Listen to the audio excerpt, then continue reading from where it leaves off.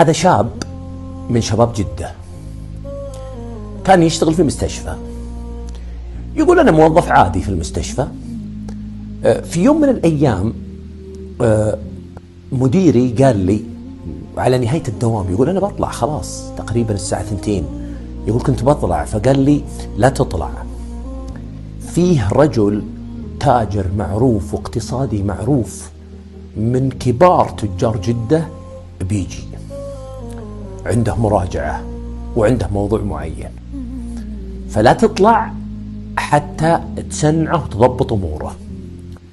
فقال الشاب هذا خلاص تم بإذن الله. طبعا هو حاله حال الشباب، يعني الراتب على قده، عنده التزامات وأقساط، وسيارته قديمة، حالته حاله. طلع عند باب المستشفى الداخلي. تعرفون انتم المستشفى له مواقف، وفيه الباب الداخلي للمستشفى وفي باب الطوارئ فهو يقول طلعت وجلست أمشي في المواقف. يقول وأنا أمشي في المواقف أتذكر هذا الرجل الاقتصادي أو هذا الرجل التاجر اللي بيجي. يقول وأقول في نفسي تاجر وعنده فلوس وعنده خير، وأكيد ما هو بعايش مثل حياتي اللي أنا عايشها يعني. يقول التفت وشفت سيارتي اللي كأنها بعير نجرب من كثر الخرابات اللي فيها والحال اللي فيها. يقول فتألمت وتذكرت ديوني والأقساط اللي علي وحالتي. يقول فزاد وجعي وألمي الداخلي يعني. وأثناء ما أنا في المواقف وإذا بسيارة فخمة جدا تدخل من الباب الرئيسي. يقول عرفت أنه هو، لأن مثل هالسيارات هذه مو بأي أحد يقتنيها يعني.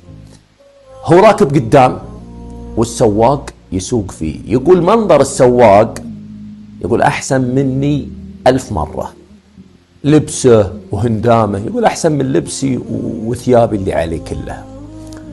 يقول المهم أنا رحت على طول عند باب المستشفى أنتظره. نزلوا من السيارة، فالسواق راح نزل الكرسي المتحرك.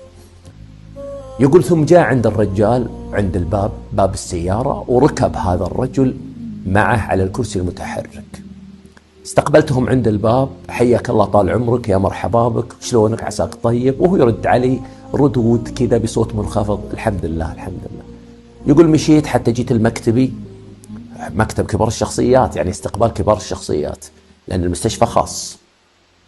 يقول التفت نظرت وأنا كلمة وإذا برجله اليمين مقطوعة.